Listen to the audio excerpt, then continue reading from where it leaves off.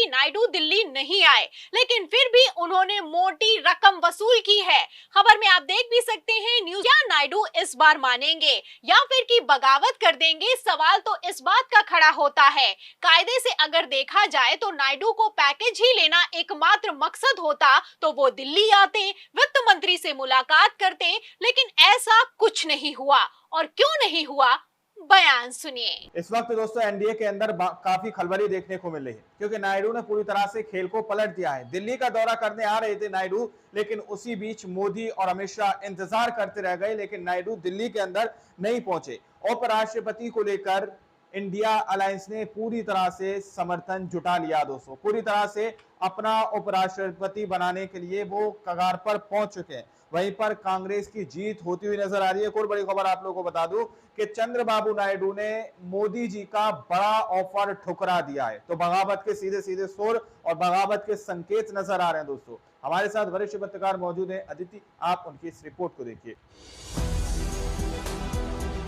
India गठबंधन के उपराष्ट्रपति उम्मीदवार ने चंद्रबाबू नायडू को धर्म संकट में डाल दिया है। तो क्या इसीलिए ना घर के रहे ना घाट की स्थिति में फंसे नायडू ने अचानक अपना दिल्ली दौरा कैंसिल किया है? आपको बता दें कि पहले खबर आई कि उपराष्ट्रपति चुनावों के बीच नायडू दिल्ली आएंगे, लेकिन फिर रातों रात खेल पलट गया। बेचारे मोदी जी इंतजार करते रहे, लेकिन नायडू नहीं आए तो नहीं आए। तो आखिर 24 घंटों में ऐसा क्या हुआ कि उपराष्ट्रपति चुनावों में एनडीए का बहुमत हिल गया, आपको बताएंगे। लेकिन पहले अमित शाह के खेल ने कैसे मोदी की कुर्सी को फंसा दिया है, खबर देखिए। खबर आप देखिए हिंदुस्तान की।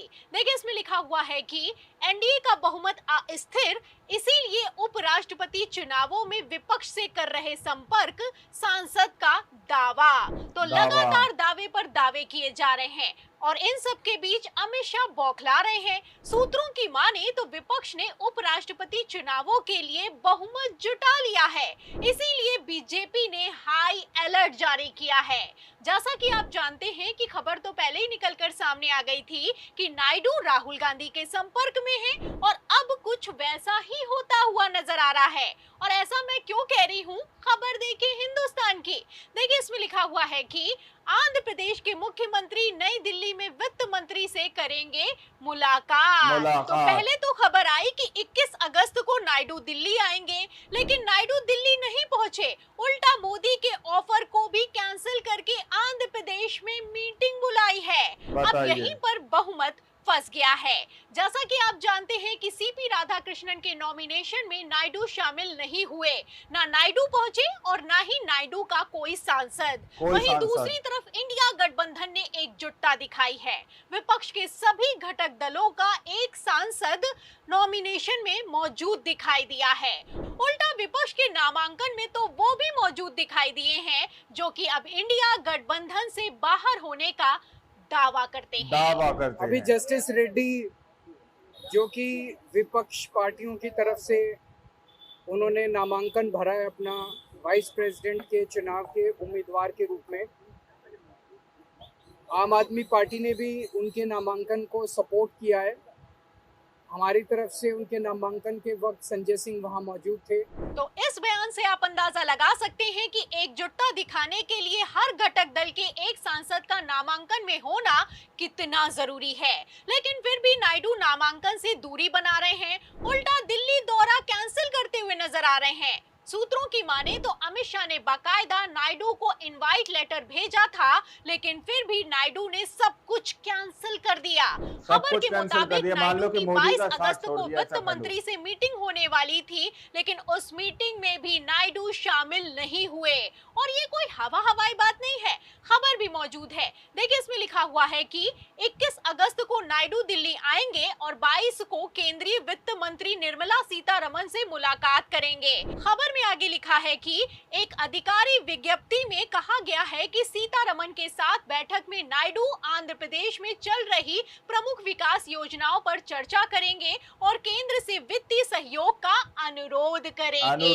तो इस खबर से साफ है कि उपराष्ट्रपति चुनावों में सपोर्ट की कीमत वोट वसूल करने दिल्ली आने वाले थे नायडू, लेकिन पूरा का पूरा खेल पलट गया। एक तरफ मानसून सत्र के आखिरी दिन अमित शाह ने नायडू पर दबाव बनाने के लिए मुख्यमंत्री को गिरफ्तार करने वाला बिल सदन में पेश किया, दूसरी तरफ नायडू ने पलटी मार दी है। खबर है कि नायडू दिल्ली नहीं आए, लेकिन फिर भी उन्होंने मोटी रकम वसूल की है। खबर में आप देख भी सकते हैं, न्यूज नेशन की खबर है और इसमें लिखा हुआ है कि आंध्र प्रदेश को लॉजिस्टिक्स हब बनाने की तैयारी, बंदरगाह विकास में 9,000 करोड़ का निवेश। तो निवेश किया गया है, ये निवेश 21 अगस्त को किया गया है और तस्वीरें आप देख सकते हैं कि नायडू को मनाने के लिए की पूरी टीम आंध्र प्रदेश पहुंची है। लेकिन क्या नायडू इस बार मानेंगे या फिर की बगावत कर देंगे? सवाल तो इस बात का खड़ा होता है।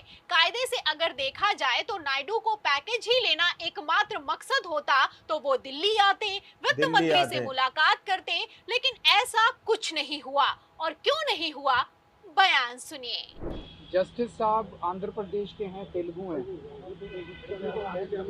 और ये आंध्र प्रदेश और तेलंगाना के लोगों के लिए एक तेलुगु प्राइड का बहुत बड़ा मुद्दा है। पूरे तेलुगु समाज के लिए ये बहुत प्राइड का मुद्दा है।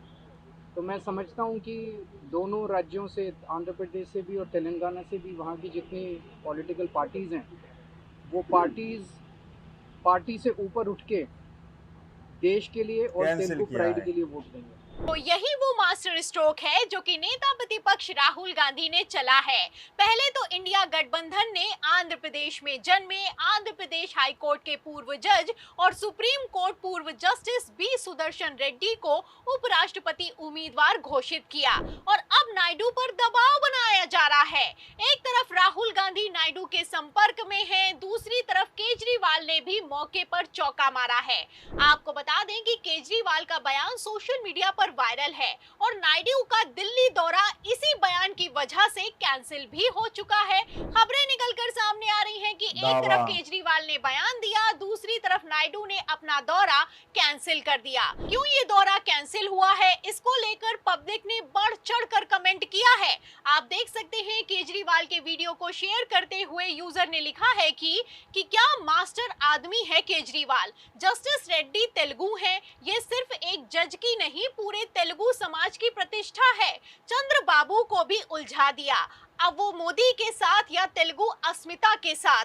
शायद इसीलिए बीजेपी सबसे ज्यादा केजरीवाल से डरती है। तो देखा जाए तो बीजेपी तो खौफ खा रही है, इसीलिए उपराष्ट्रपति चुनावों के लिए बहुमत जुटा रही है। एक तरफ बीजेपी ने उपराष्ट्रपति चुनावों में पूरी ताकत लगा दी है, वहीं दूसरी तरफ आंध्र प्रदेश के बी सुदर्शन रेड्डी बोले हैं कि सभी पार्टियां मुझे समर्थन दें। अब सुदर्शन रेड्डी की अपील पर और तेलुगु अस्मिता के नाम पर क्या नायडू, जगन मोहन रेड्डी और बीआरएस पलटी मारेंगे, सवाल खड़ा होता है।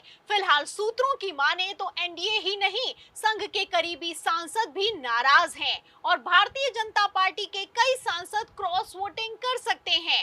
अरे जब कॉन्स्टिट्यूशन क्लब के एक छोटे से चुनाव में बीजेपी के सांसद गृह मंत्री अमित शाह के आदेश के बावजूद बगावत कर सकते हैं, तो उपराष्ट्रपति चुनावों में होने को कुछ भी हो सकता है।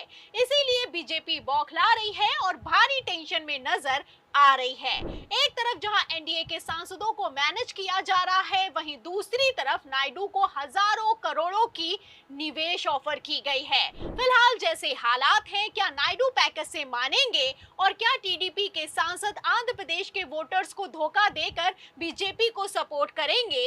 इस सवाल के जवाब में पूरी रिपोर्ट पर, नायडू का दिल्ली दौरा कैंसिल होने पर और इंडिया गठबंधन के उपराष्ट्रपति उम्मीदवार के खेल पर आपको क्या लगता है? क्या इस बार कौन बाजी मारेगा? जो भी आप सोचते हैं हमें कमेंट बॉक्स में जरूर लिखें। मान लो कि मोदी का शेयर करें, हमारे चैनल को लाइक करें, सब्सक्राइब करें, ज्वाइन करें।